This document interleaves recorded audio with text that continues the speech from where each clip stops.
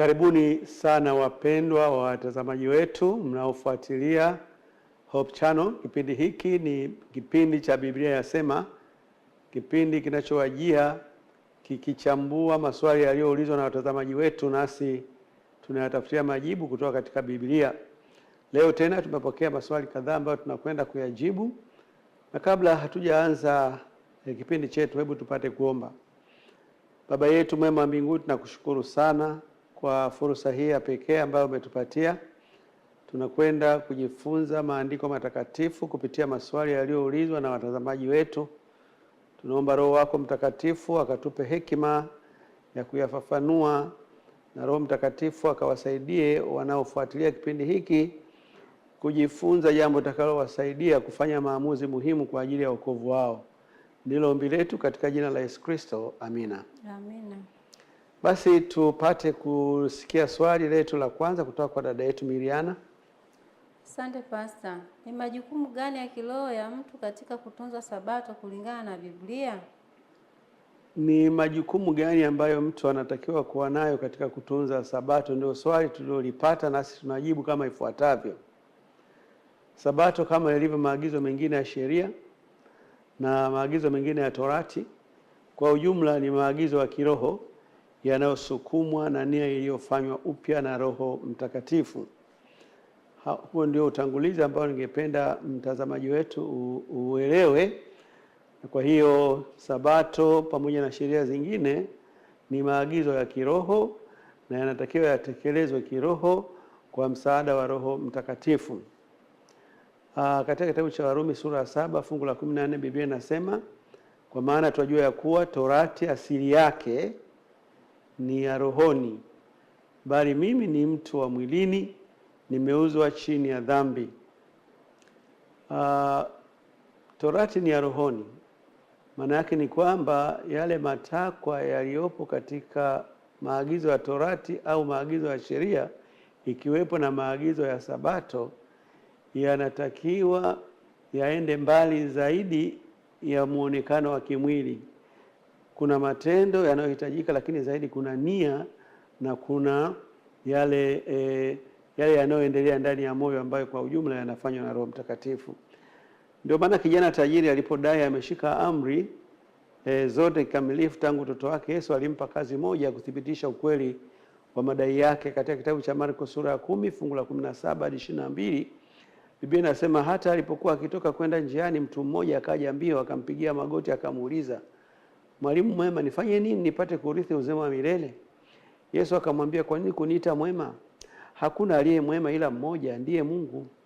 Wazijua amri: usiue, usizini, usiibe, usishuhudie uongo, usidanganye, waheshimu baba yako na mama yako. Akamwambia, Mwalimu, haya yote nimeyashika tangu utoto wangu. Yesu akamkazia macho akampenda, akamwambia, umepungukiwa na neno moja. Enenda ukauze ulionayo vyote uwape maskini, nawe utakuwa na hazina mbinguni, kisha njoo nifuate. Lakini yeye akakunja uso kwa neno hilo, akaenda zake kwa huzuni, kwa sababu alikuwa na mali nyingi. Huyu mtu anatuthibitishia kwamba alikuwa anasijua amri na alikuwa amezishika tangu utoto wake, na kwa sababu hiyo Yesu akampenda. Hata leo Yesu anawapenda wale ambao wanapenda amri zake, watu ambao wanazishika amri zake. Lakini pia Yesu angependa kujua ni kweli hizo amri umezishika kama zinavyotakiwa kutoka rohoni, kwa sababu huyu mtu alitakiwa, na sisi pia tunatakiwa tujue ya kwamba zile amri zinazungumzia kitu kimoja kinaitwa upendo. Upendo kwa Mungu ni amri ya kwanza mpaka ya 4, na upendo kwa wanadamu wenzako ni amri ya 5 mpaka ya 10. Kwa ujumla wake zinazungumzia upendo, ila zimetoa vipengele ambavyo kama ukivitimiza itachukuliwa ya kwamba umekuwa na huo upendo. Na huyu ndugu yetu anadai kwamba alitimiza zile amri zote, na hapa alimpatia zaidi amri za uhusiano wake yeye na wanadamu wenzake. Kama unavyoziangalia zile amri Yesu amezikoti, hakuingiza amri ya kwanza mpaka ya 4, kwa sababu zile zilikuwa zinapima upendo wa mtu kwa Mungu wake. Yesu alitaka kupima upendo wake kwa wanadamu kwa kutumia ile amri ya 5 mpaka ile ya 10. Alipomwambia kwamba amezitimiza, Yesu akampa assignment nyingine, akauze kila alichonacho akawape majirani zake, alafu yeye aje kwa Yesu amfuate. Hilo kwake likawa gumu. Swali ni hili, kwa nini hilo lilikuwa gumu? Lakini kutozini haikuwa vigumu, kutokuiba haikuwa vigumu, kutokuwa haikuwa vigumu. Ni kwa sababu alikuwa anashika hizo amri kimwili, alikuwa hazishiki rohoni. Kwa hiyo siku ya Sabato pia inatakiwa ishikwe kiroho na wala si kimwili. Kwa bahati mbaya sana Wayahudi ambao Yesu aliwakuta duniani, alipokuja duniani, walikuwa wakishika Sabato kimwili zaidi kuliko kiroho. Siku ya Sabato inapaswa kuwa siku ya amani kwa jamii yote inayokuzunguka, kuanzia pale nyumbani kwako, kwa kuwa Bwana wa Sabato huwatembelea watu wake ili kuwapa pumziko la kiroho. Katika kitabu cha Mathayo sura ya 11 fungu la 28 hadi 30, Biblia inasema, njoni kwangu ninyi nyote msumbukao na wenye kulemewa na mizigo, nami nitawapumzisha. Jitieni nira yangu, mjifunze kwangu, kwa kuwa mimi ni mpole na mnyenyekevu wa moyo, nanyi mtapata raha nafsini mwenu, kwa maana nira yangu ni laini na mzigo wangu ni mwepesi. Kwa hiyo Sabato ni siku ya furaha, siku ya mapumziko, siku ya amani. Bwana wa Sabato ambaye ni Yesu Kristo mwenyewe anakutembelea, anakuwa na wewe katika masaa 24. Inawezekanaje uwe na Bwana wa Sabato ambaye yeye ni mpole, ni mnyenyekevu, halafu wewe usiwe mpole wala usiwe na mnyenyekevu wala usiwe na amani? Kwa hiyo kama kuna siku ambazo watu wangetarajia wale wanaokuzunguka kukuona ukiwa na amani nyingi, ukiwa na furaha tele, ukiwa na mnyenyekevu wa kutosha, basi ni katika hizo siku ambazo wewe unapumzika, kwa kwamba unakuwa ni siku yako ya kukutana na huyo bosi wako ambaye ni Yesu. Siku hiyo watu wa nyumbani mwako wapate pumziko la akili, pumziko la kimwili na pumziko la kiroho. Katika kitabu cha Kutoka 23 fungu la 12, Biblia inasema, siku 6 utafanya kazi yako na siku ya 7 utapumzika, ili kwamba ng'ombe wako na punda wako wapate kupumzika, kisha mwana wa mjakazi wako na mgeni wapate kuburudika. Hapa Mungu anatuonyesha kwamba ikiwa tutakuwa waaminifu wa kutunza Sabato au waaminifu wa kutunza amri ya 4 inayotaka watu wafanye kazi kwa siku 6 alafu wapumzike siku ya 7, kwa vyovyote vile utakuwa umefanikiwa kiuchumi. Wala hakuna shaka ya kwamba utakuwa na wafanyakazi ambao umewaajiri walioko nyumbani mwako. Hakuna shaka kabisa ya kwamba utakuwa na mifugo ya ng'ombe na mbuzi na kondoo, achilia mbali mbwa na paka.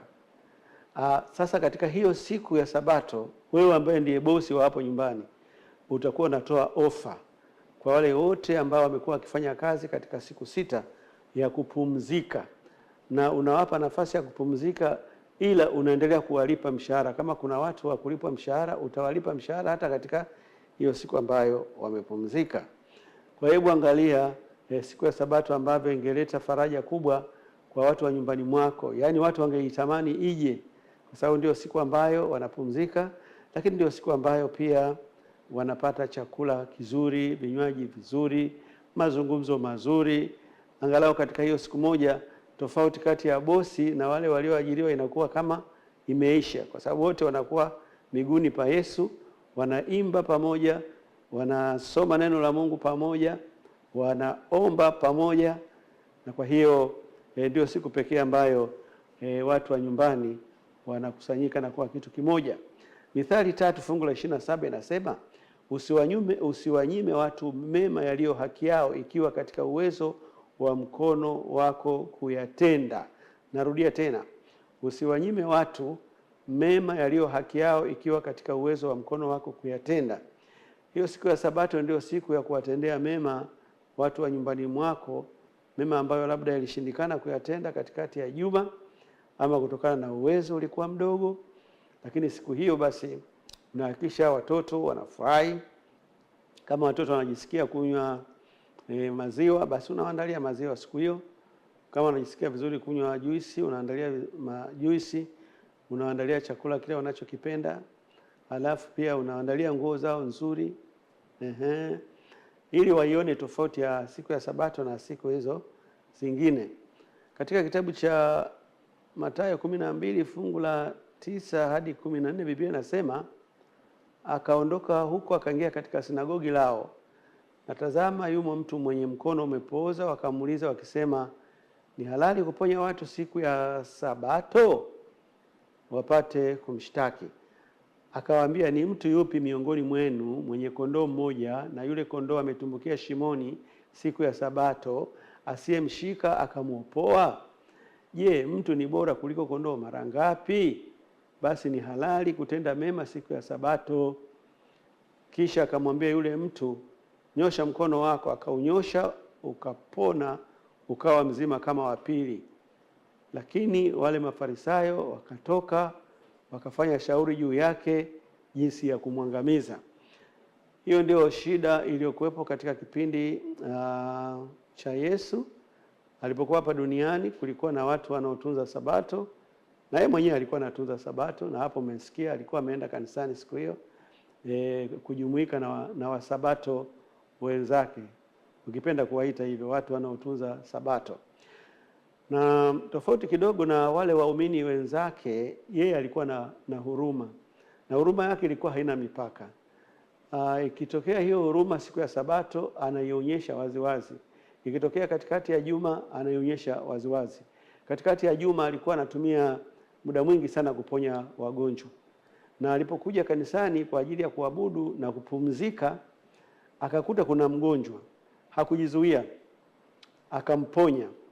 Lakini hilo jambo liliwakasirisha wale watunzaji wa Sabato wenzake, na kama ulivyosikia pale, wakapanga kumwangamiza. Hakuwa ameiba, hakuwa amezini, hakuwa kufanya, wao waliona amevunja Sabato. Kumbe kwa Sabato wakati ule, kumponya mtu siku ya Sabato ni kuvunja Sabato. Kwa Wasabato wakati ule, kumsaidia mhitaji siku ya Sabato ni kuvunja Sabato. Kwa hiyo waliifanya Sabato ikaonekana ni mzigo mkubwa sana, lakini kimsingi hayo hayakuwa mambo ambayo Mungu alikuwa ameyakusudia yafanywe na wale wanaotunza Sabato. Wajibu wao ilikuwa ni kutofanya kazi, ni sawa, lakini kama panatokea jambo la dharura linalohitaji kutendeka, ambalo litamuongezea mtu siku za kuishi, au litamponya mtu, au litambariki, na wala sio mtu tu, hata wanyama. Ikiwa mnyama ametumbukia ndani ya shimo, huwezi ukasubiri Sabato iishe ndipo umtoe. Na kwa hilo Wayahudi walikuwa makini. Walikuwa wanaweza kumtoa mnyama aliyetumbukia kwenye shimo siku ya Sabato na wasijisikie hatia hata kidogo. Lakini kumtoa binadamu aliyetumbukia kwenye shimo siku ya Sabato, hilo kwao walijiwekea kwamba ni marufuku, ni jambo ambalo ni sawa sawa na kuvunja Sabato. Kwa Yesu akajaribu kuwaelekeza hapo kwamba hapana, haiko hivyo, mnakosea sana na hamuitendei haki hii sheria ya Sabato. Waebrania 10 fungu la 25, Biblia inasema, wala tusiache kukusanyika pamoja kama ilivyo desturi ya wengine, bali tuonyane na kuzidi kufanya hivyo kwa kadri mnaonavyo siku ile inazidi kuwa inakaribia. Kwa hiyo wajibu mwingine wa mwanadamu juu ya Sabato ni kuhakikisha kwamba kila inapofika siku ya Sabato unaenda mahali mnapokusanyika na waabudu wenzako. Kama ni kanisani, basi mnaenda kanisani. Kama mnakusanyika chini ya mwembe, chini ya mti, mnaenda hapo. Na hiyo sio kwamba siku zingine katikati ya juma utakiwe kukusanyika au kufanya ibada. Ibada inatakiwa kila siku, subuhi, mchana, jioni, wakati utakapopata nafasi. Ibada inatakiwa pia hata siku za katikati ya juma. Lakini hii ibada ya siku ya 7 ya juma ni ya muhimu sana, kwa sababu imeandikwa kwenye amri 10. Mungu hajaandika katika amri 10 ibada ya siku ya katikati ya juma, ila inaruhusiwa kufanya. Ila iliyoandikwa ambayo imewekewa msisitizo kwamba uikumbuke ni hii ibada inayofanyika kila mwisho wa juma. Na hiyo siku ya 7 ya juma ni Jumamosi kwa mujibu wa Biblia jinsi ilivyofafanua. Kwa hiyo hata Yesu mwenyewe alikuwa anafanya hiyo ibada, alitimiza huo wajibu. Katika kitabu cha Luka sura ya 4 fungu la 16, Biblia inasema akaenda Nazareti hapo alipolelewa, na siku ya Sabato akaingia katika sinagogi kama ilivyokuwa desturi yake, akasimama ili asome. Akapewa chuo cha nabii Isaya, akakifungua chuo, akatafuta mahali palipoandikwa, Roho wa Bwana yu juu yangu, kwa maana amenitia mafuta kuwahubiri maskini habari njema. Amenituma kuwatangazia wafungwa kufunguliwa kwao, na vipofu kupata kuona tena, kuacha huru waliosetwa, na kutangaza mwaka wa Bwana uliokubaliwa. Akakifunga chuo. Anapozungumzia chuo anamaanisha Biblia. Biblia wakati huo ilikuwa ni gombo fulani hivi, halikuwa katika mfumo wa kitabu kama hivi tulicho nacho. Kwa hiyo akakifunga chuo, akamrudishia mtumishi, akaketi, na watu wote waliokuwamo katika sinagogi wakamkazia macho.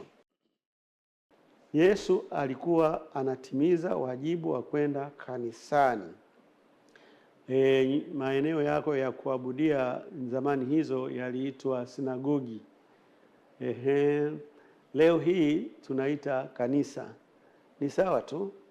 Yeye alienda kwenye ibada siku ya Jumamosi akiwa kijijini kwao Nazareti, na wanatuambia ilikuwa ni desturi yake, yani ni jambo ambalo hata ukivizia kwamba labda Jumamosi atakuwa yuko nyumbani, utamwona anatoka nyumbani anaenda kanisani kusali. Na ilikuwa ni siku ya Jumamosi, maana unapoambia siku ya Sabato ni siku ya 7 ya juma ambayo ni Jumamosi. Kwa hiyo hilo alilitekeleza kwa uaminifu. Isipokuwa katika tukio la siku hii alipokwenda kanisani, aliona awaambie ujumbe utakao waokoa. Watu wale walikuwa na bidii ya kutunza Sabato, lakini walikuwa wanashindwa kujua ya kwamba ni wadhaifu na kwamba hawana uwezo wa kuishi maisha yasiyo na dhambi.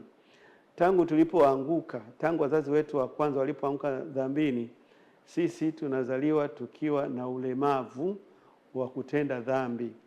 Yaani tunaweza tukawa tunaichukia dhambi, lakini mwili wetu hautupi ushirikiano wa kutoitenda hiyo dhambi. Ziko nyakati kadhaa tunafanikiwa, lakini nyakati zingine tunashindwa. Na hiyo ni kutokana na utumwa wa dhambi. Sasa Kristo alikuwa anakuja kuuvunja huo utumwa wa dhambi, ili tusiwe watumwa tena wa dhambi. Na hilo linawezekanaje?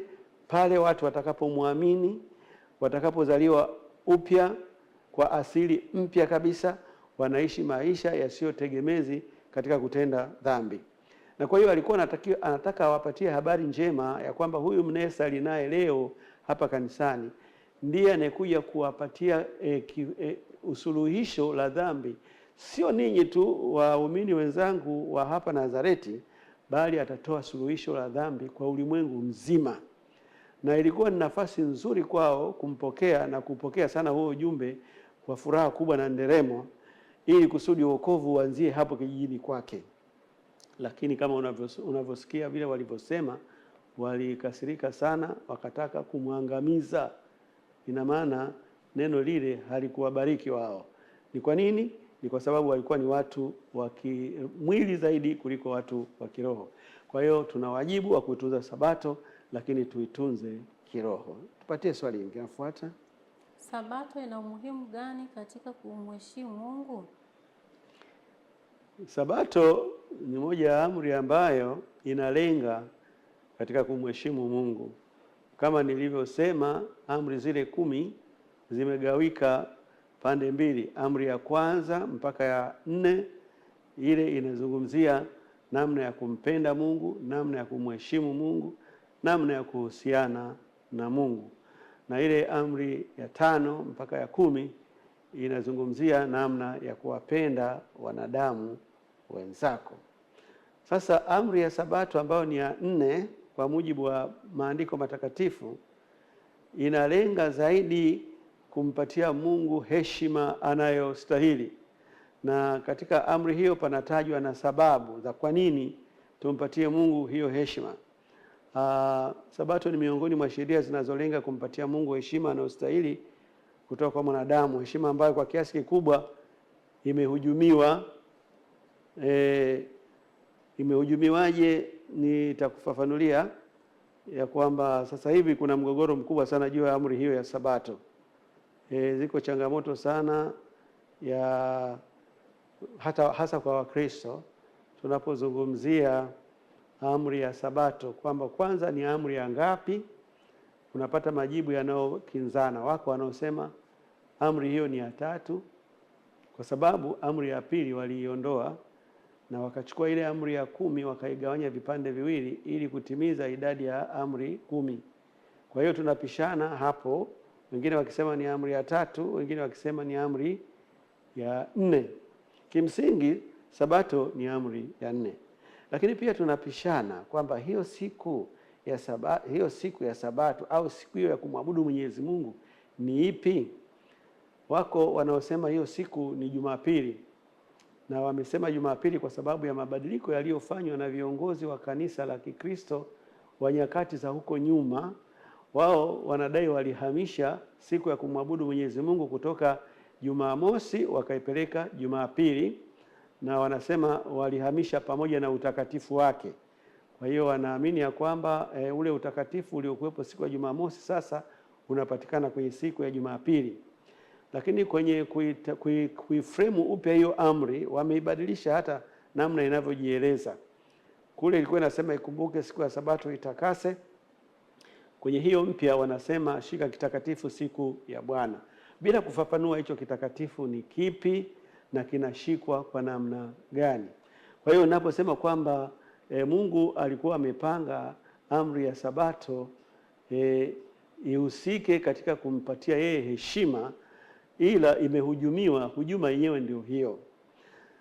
Lakini basi Mungu alikuwa amejiwekea siku ambayo ingehusika na mambo yanayomhusu yeye tu, na ndio maana inaitwa siku ya Bwana.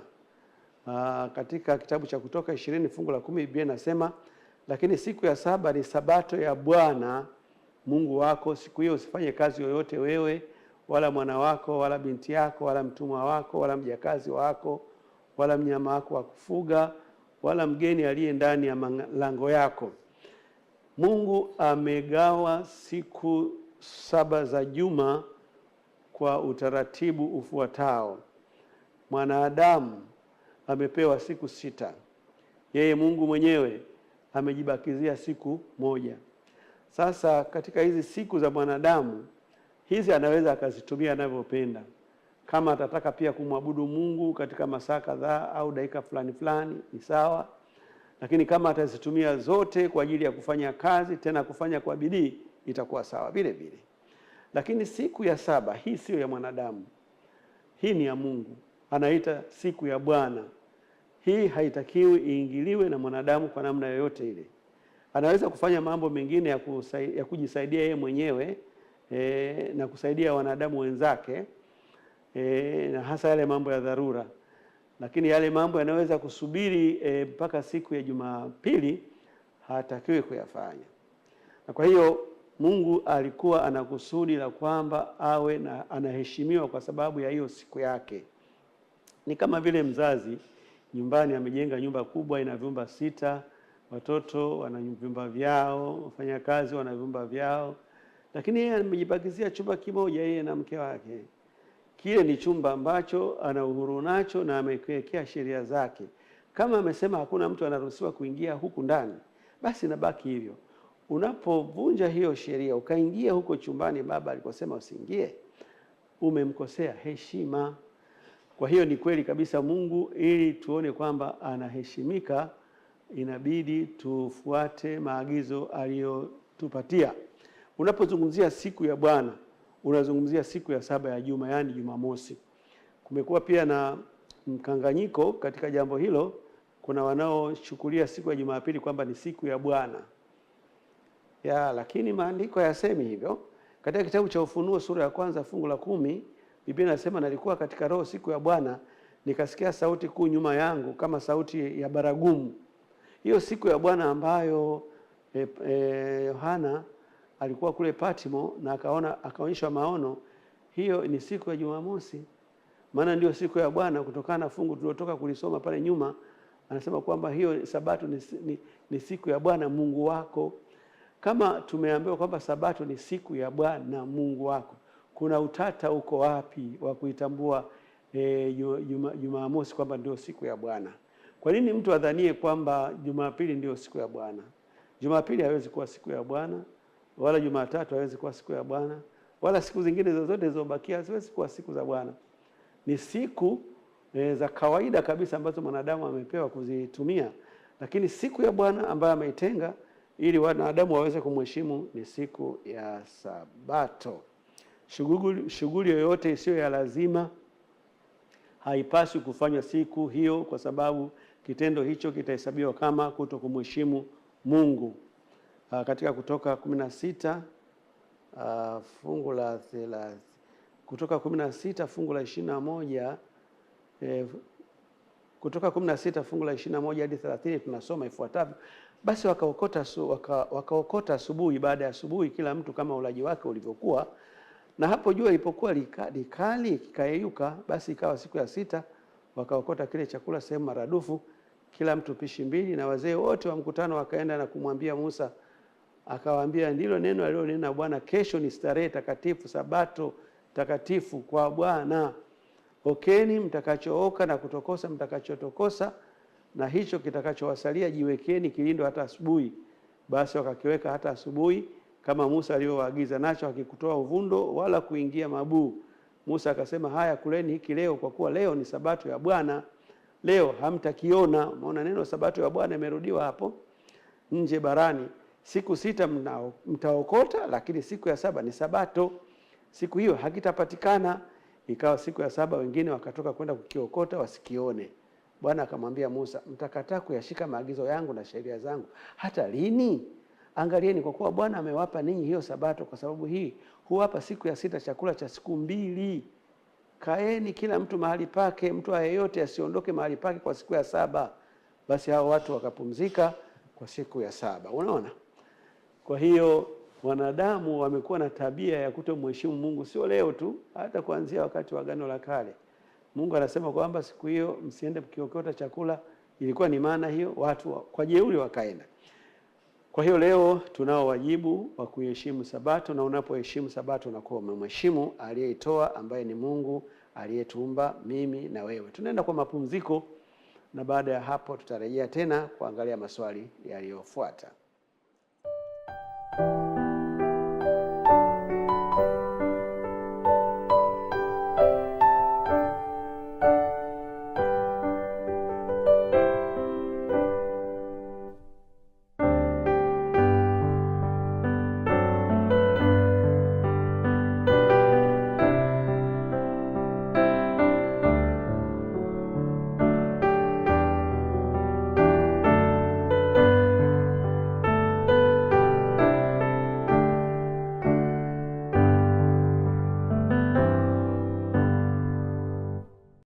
Karibu tena baada ya mapumziko, tumerejea ili tuone swali lingine lililoulizwa na mtazamaji wetu. Karibu, tusomee. Asante Pastor. Katika Agano Jipya, je, Sabato inasisitizwa kwa waumini wa Yesu? Huyu anauliza swali kama kwenye Agano Jipya kuna msisitizo wowote kwa Wakristo wa kutunza Sabato. Maana nadhani anafikiri kwamba wale wanaomwamini Yesu au Wakristo wa Agano Jipya haiwahusiani kabisa na mambo ya Sabato. Basi ni kujibu kama ifuatavyo. Sabato inasisitizwa sana kwa waumini wa Yesu hata katika Agano Jipya. Katika Luka 23 fungu la 55 hadi 56, Biblia inasema, na wale wanawake waliokuja naye toka Galilaya walifuata, wakaliona kaburi na jinsi mwili wake ulivyowekwa. Hao wanawake waliofuatana na Yesu. Yesu alikuwa na wanawake ambao walikuwa wanashirikiana naye sana katika huduma zake alizokuwa anafanya, katika safari zake, na hawa unaweza kuita ndio waumini wake wa kwanza kabisa, kabla hata kanisa la Kikristo halijazinduliwa rasmi. Wanasema walifuatana naye, wakaliona kaburi na jinsi mwili wake ulivyowekwa, wakarudi wakafanya tayari manukato na marhamu, na siku ya Sabato walistarehe kama ilivyoamriwa. Kwa hiyo tunaona watu ambao walikuwa wanafuatana na Yesu kila mahali alipokuwa anaenda, mpaka siku alipokufa pale Ijumaa, na halafu alipoenda kuzikwa kaburini wakaenda pia wakaliona kaburi na jinsi mwili wake ulivyowekwa. Hawa waliporudi siku ya Sabato ilipofika, kwa sababu hizi shughuli zote za kufa kwa Yesu, kupelekwa kaburini, kuzikwa, zilifanyika siku ya Ijumaa na ziliendelea mpaka masaa ya karibu na jioni kabisa.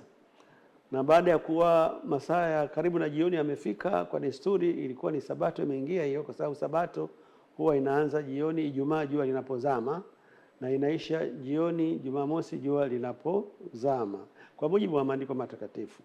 Walirejea nyumbani na wanasema siku inayofuata, siku ya Sabato, yani siku ya Jumamosi, wakapumzika kama ilivyokuwa imeamriwa. Kwa hiyo tunawaona hawa nao walikuwa wanaiheshimu Sabato. Kama walikuwa karibu na Yesu kiasi hicho, na Yesu alikuwa amekusudia hiyo Sabato isiendelee katika Agano Jipya, lazima angekuwa ameshawajulisha kwamba nitakapokufa msiendelee tena kutunza Sabato. Maana kuna watu wanaotuaminisha kwamba Yesu alipokuwa hai ni kweli Sabato ilikuwa bado ina nguvu, lakini alipokufa tu hiyo Sabato ndio ikaishia pale pale.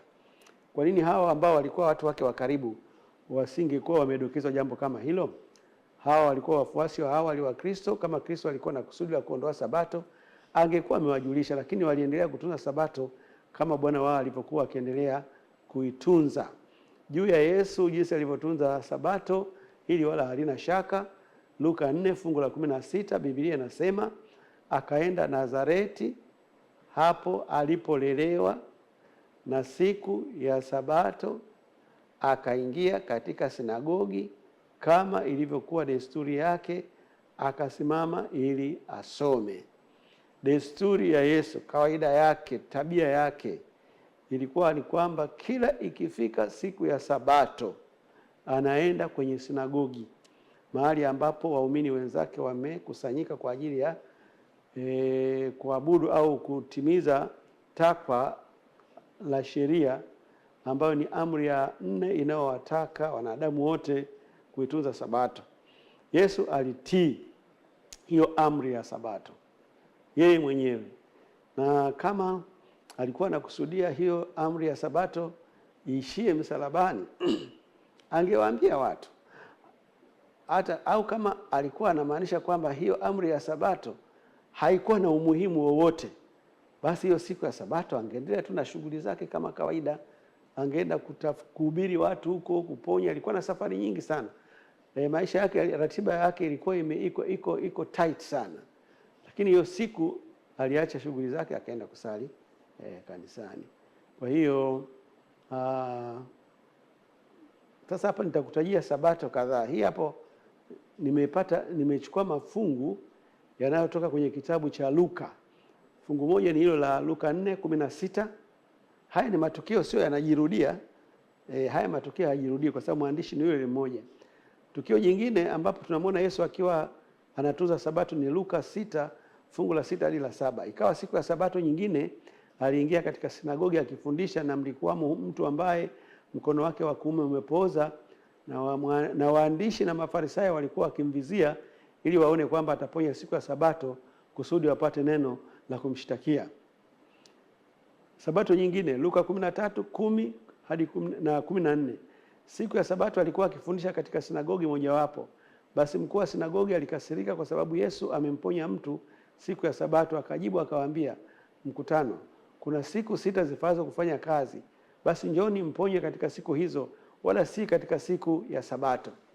Kwa hiyo Yesu alikuwa na utaratibu wa kutunza Sabato. Kama ametaka kujua kwamba je, katika Agano Jipya wale wanaomwamini Yesu wana haja yoyote ya kutunza Sabato?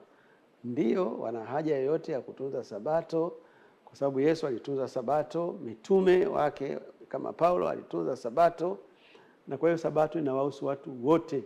Ndio maana Yesu alisema kwamba Sabato ilifanyika kwa ajili ya wanadamu, sio wanadamu kwa ajili ya Sabato. Wewe hapo ulipo kama ni mwanadamu, sabato inakuhusu. Tusome swali lingine linalofuata. Kuna faida gani kwa mtu anayeshika sabato kulingana na Biblia?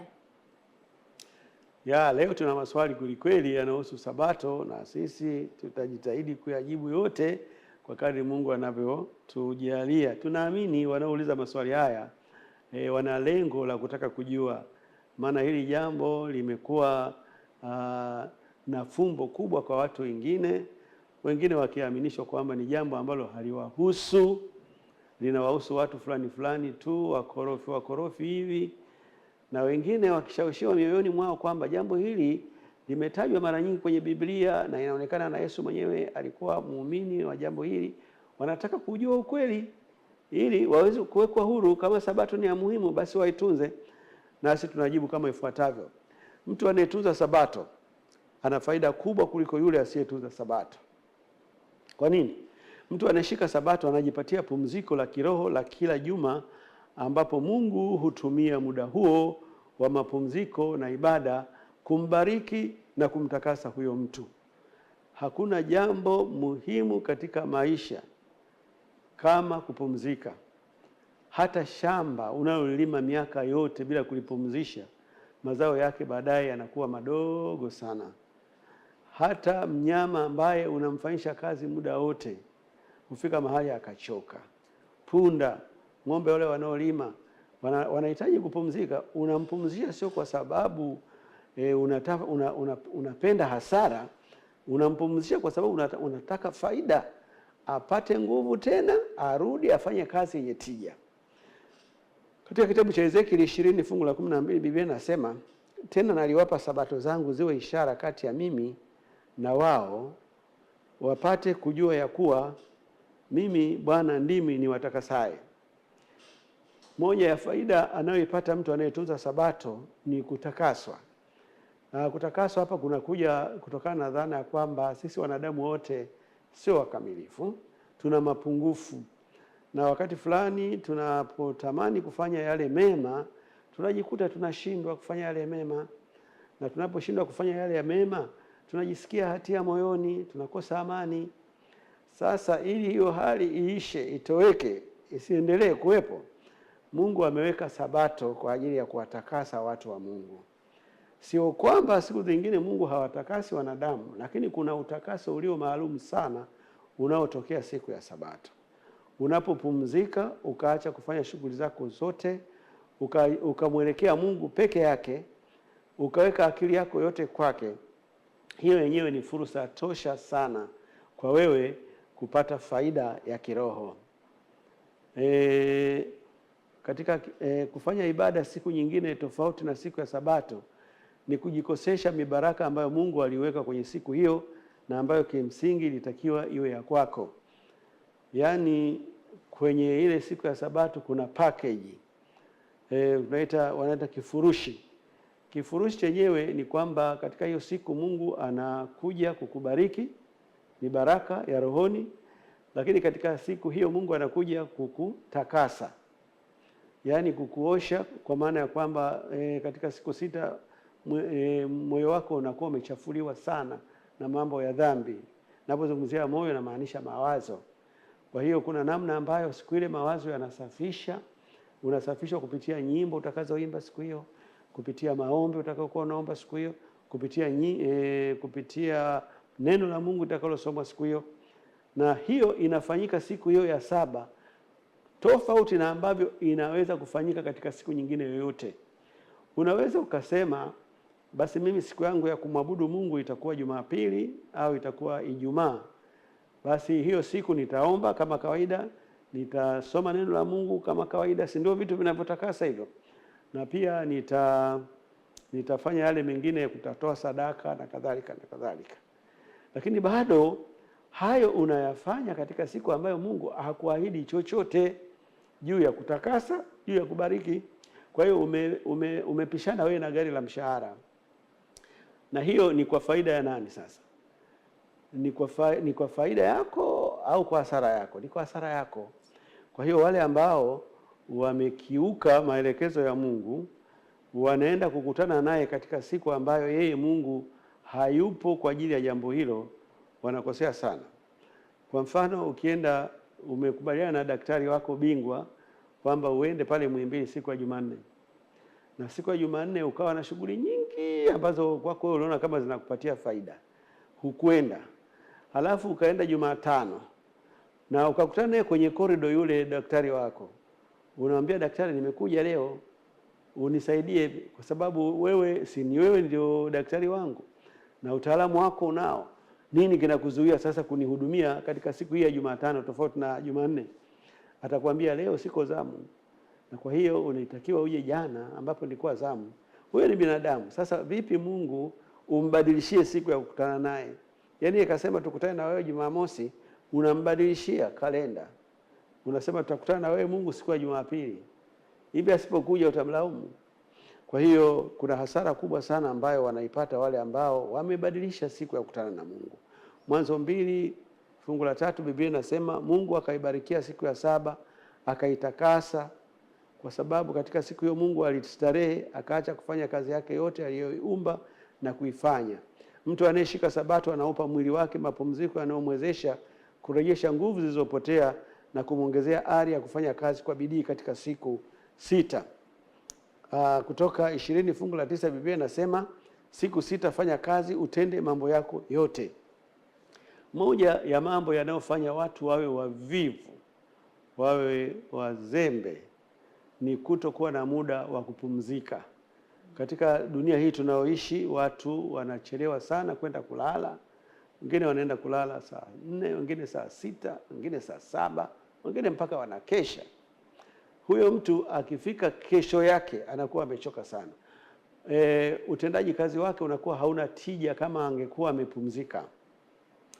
Lakini pia Mungu akaweka utaratibu ya kwamba katika siku 7 za wiki mtu afanye kazi kwa siku 6.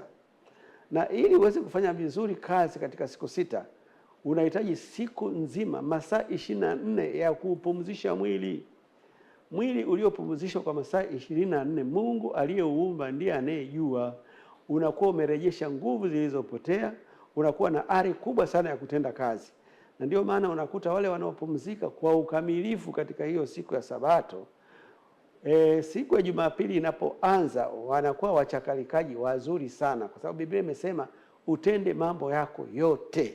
Hiyo maana yake ni kwamba tumia vizuri huo muda, na jishughulishe. Tumia akili, kwa sababu ili uweze kupata tija katika shughuli zako unahitaji mambo makubwa matatu: matumizi sahihi na yaliyo bora ya muda. Usiwe na muda unaopotea potea. Lakini namba 2, matumizi sahihi ya nguvu ulizonazo. Usihurumie sana huo mwili wako katika mambo ambayo wala hauwezi kufa. Ndio maana unaona watu wanachakalika, watu wanakata kuni, watu wanafyatua tofali, watu wanafanya shughuli zinazohitaji nguvu. Na jambo la 3, ongeza ujuzi katika shughuli unaofanya ili iwe na ufanisi, kwa sababu unapokuwa na ujuzi kuna faida 2. Huduma unayotoa au bidhaa utakayotengeneza inakuwa na ubora mzuri sana ambao unakupatia nafasi kwenye soko. Watu wanapokuja kutafuta bidhaa yako inakuwa ya kwanza, inahitajika na watu wote. Kwa hiyo una uwezekano wa kuuza zaidi kuliko wengine. Lakini unapofanya kazi zenye ujuzi pia unausaidia mwili wako kuhifadhi nguvu ambazo hasa katika umri wa uzee zitakuwa zimepungua sana. Kazi ya ujuzi unaweza kuifanya hata katika umri ambapo nguvu zimepungua. Kazi ya ujuzi unaweza kuifanya hata kama utakuwa ni mlemavu. Ukiwa ni mjuzi wa kunyoa, unaweza kunyoa hata ukiwa umekaa. Lakini ukiwa mlemavu wa miguu, unaweza kufanyaje kazi ya kulima inayohitaji nguvu?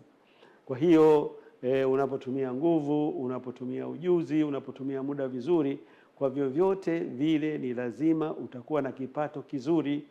Ndio maana Mungu anawaambia wanadamu siku 6 fanya kazi, utende mambo yako yote. Yaani tumia hizo nyanja zote hizo. Na nini matokeo yake? Unapokuja kupumzika siku ya 7, wewe utakuwa na watumwa nyumbani kwako, kwa maana ya wafanya kazi. Utakuwa na mifugo nyumbani kwako. Nyumba yako itakuwa na mageti.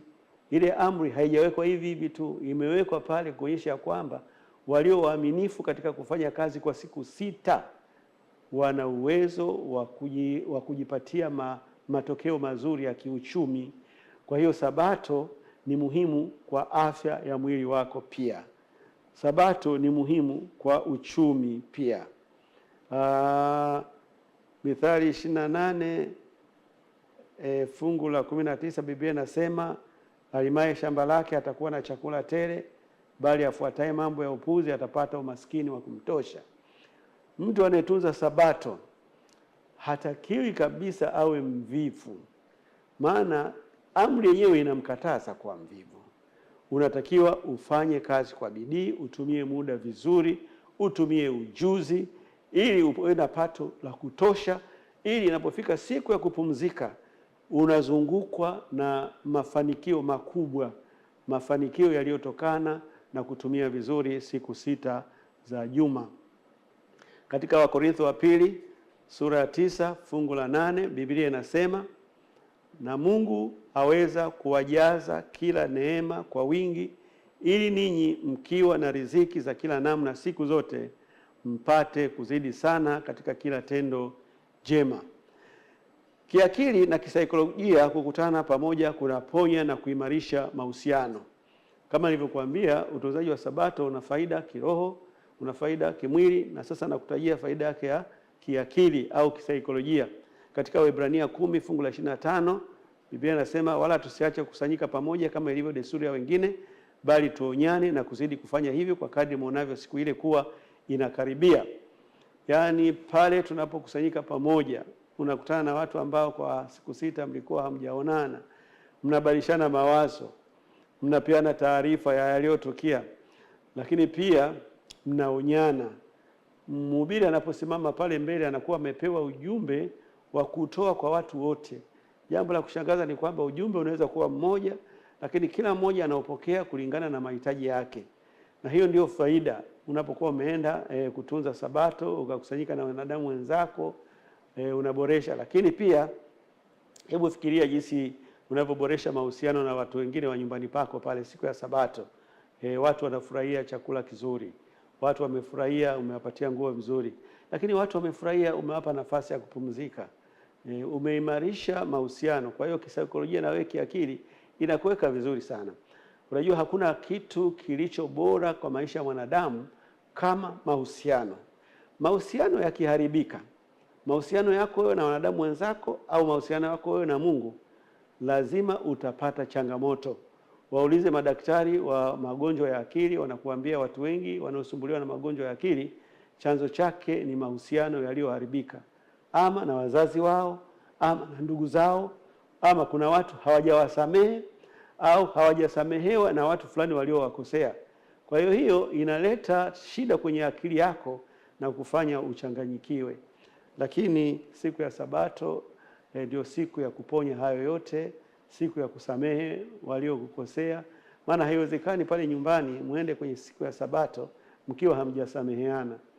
Mmewapa nafasi ya kupumzika wafanyakazi wa nyumbani mwako. Lazima kama kulikuwa na makosa waliofanya hapa katikati ya juma umewasamehe. Kwa hiyo mnarejesha tena yale mahusiano ambayo yalikuwa yamevurugika hapo katikati. Hizo ni baadhi tu ya faida za kutunza Sabato. Lakini basi faida kubwa zaidi ni kwamba unakuwa umeonyesha kwamba unamheshimu Mungu. Mungu ndio aliyekuambia utunze Sabato. Kwa hiyo hata kama kusingekuwa na hizo faida zingine zozote, bado ungeitunza Sabato. Tusomee swali linalofuata. Je, huduma ya Yesu patakatifu pa mbinguni inamaanisha nini katika muktadha wa Agano la Jipya? Naam, sasa tumepata swali jipya kabisa kutoka katika mada ambayo tulikuwa tukizungumzia ya Sabato. Huyu anataka kujua huduma ya Yesu patakatifu pa mbinguni inamaanisha nini katika muktadha wa Agano Jipya. Majibu yake ni kama ifuatavyo. Huduma ya Yesu katika patakatifu pa mbinguni ina maana kubwa kwa Agano Jipya. Mungu alianzisha huduma ya hema takatifu wakati wa Agano la Kale, Waisraeli walipokuwa wakisafiri kuelekea Kanani, na ilikuwa ikiwakilisha kile kitakachofanyika na Yesu kwenye hema ya kweli ambalo ni hekalu la mbinguni. Katika kitabu cha Kutoka 25 fungu la 8, Biblia inasema, nao na wanifanyie patakatifu ili nipate kukaa kati yao. Nao wanifanyie patakatifu ili nipate kukaa kati yao. Hili ndio agizo ambalo Mungu aliwapatia wana wa Israeli, na kwa kweli walitengeneza ile hema ambayo imejulikana kama hekalu la duniani. Kwenye hema hiyo ambayo baadaye ilifanywa jengo la kudumu na kuitwa hekalu, kulikuwa na vyumba viwili muhimu vya kufanyia huduma za kikuhani. Chumba cha kwanza kiliitwa patakatifu na chumba cha pili kiliitwa patakatifu pa patakatifu. Kwenye chumba cha kwanza makuhani wa kawaida walihudumu kila siku, na kwenye chumba cha pili kuhani mkuu alihudumu mara moja kwa mwaka. Katika kitabu cha Waebrania sura ya 9 fungu la 1 hadi la 5 tunapata maelezo hayo. Basi hata agano la kwanza lilikuwa na kawaida za ibada na patakatifu pake pa kidunia. Maana hema ilitengenezwa ile ya kwanza mlimokuwa na kinara cha taa na meza na mikate ya onyesho, ndipo palipoitwa patakatifu. Na nyuma ya pazia la pili, ile hema itwayo patakatifu pa patakatifu, yenye chetezo cha dhahabu na sanduku la agano lililofunikwa kwa dhahabu pande zote, mlimokuwa na kopo la dhahabu lenye ile mana na ile fimbo ya Haruni iliyochipuka na vile vibao vya agano, na juu yake makerubi ya utukufu yakikitia kivuli kiti cha rehema. Basi hatuna nafasi sasa ya kueleza habari za vitu hivi kimoja kimoja. Kwa hiyo kulikuwa na hema hapa duniani ambayo kama maelezo yalivyotolewa ilikuwa na vyumba viwili. Chumba cha kwanza kinaitwa patakatifu, chumba cha pili patakatifu patakatifu, na kulikuwa na samani zilizokuwa kwenye chumba hiki cha kwanza na samani zingine zilikuwa katika chumba hiki cha pili. Na kwenye hiki chumba cha kwanza makuhani wa kawaida walikuwa wanaruhusiwa kuingia na kufanya huduma yao, lakini kwenye chumba cha pili ni kuhani mkuu tu aliyekuwa anaruhusiwa na kufanya huduma yake kwenye hicho chumba. Katika kitabu cha Waebrania sura ya 9 fungu la 24 Biblia inasema, kwa sababu Kristo hakuingia katika patakatifu palipofanyika kwa mikono, ndiyo mfano wa patakatifu halisi, bali aliingia mbinguni hasa aonekane sasa usoni pa Mungu kwa ajili yetu.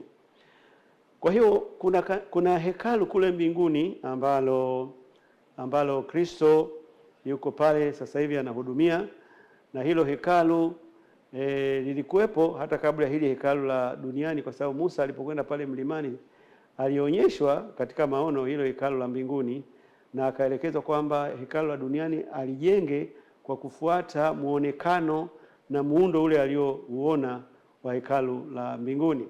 Sasa baada ya Yesu kufariki na kuzikwa na baadaye kufufuka na halafu akapaa kwenda mbinguni, sasa kule mbinguni kazi anaifanyia kwenye hilo hekalu. Na kwa taarifa yako aliingia kule mbinguni, na ilipofika mwaka wa 1844 aliingia kwenye kile chumba cha kwanza, na baada ya hapo alitoka. Alipoenda mbinguni aliingia moja kwa moja kwenye kile chumba cha kwanza ambacho walikuwa wanaingia makuhani wa kawaida, na ilipofika mwaka wa 1844 ndipo aliingia kwenye kile chumba cha pili ambacho ndio patakatifu patakatifu, ambako ameendelea kuhudumu pale mpaka sasa hivi. Kwa hiyo tunaye kuhani sasa hivi kule mbinguni ambaye ni Yesu Kristo mwenyewe anayetuombea. Mimi na wewe tunapoomba maombi yetu yanapokelewa pale kwenye chumba cha pili, na Yesu anayapokea na kuyawasilisha mbele ya kiti cha enzi ambako Baba yupo, na hiyo kazi amekuwa akifanya bila kusimama tangu ameingia pale. Atakapomaliza hiyo huduma atakuwa anakuja kutuchukua hapa duniani sasa kutupeleka mbinguni, na wakati huo mlango wa rehema utakuwa umefungwa, hakuna nafasi tena ya kuomba. Tumefikia mwisho wa kipindi chetu. Nikushukuru sana wewe ambaye umekuwa pamoja nasi tangu tulipoanza kipindi hiki. Naamini maswali yaliyojibiwa yamekusaidia kufanya uamuzi, nami nakuombea sana Mungu akusaidie kufanya uamuzi sahihi ili usije kuwa miongoni mwa wale watakaopotea, bali ukawa miongoni mwa wale watakaookolewa. Tunakwenda kuomba. Naomba mahali ulipo utainamisha uso wako tuweze kuomba pamoja. Mungu wetu mtakatifu, asante kwa ajili ya kipindi hiki kilichoisha. Msomaji wetu, msikilizaji wetu na mtazamaji wetu, kuwa mwaminifu kuwa hapa mpaka mwisho huu. Saidie kuelewa yale ambayo tumekuwa tukiyazungumza, lakini msaidie zaidi kufanya uamuzi ili apate kuokolewa yeye pamoja na jamaa zake. Asante kwa sababu utafanya hivyo, tunaomba na kushukuru katika jina la Yesu. Amina. Amina.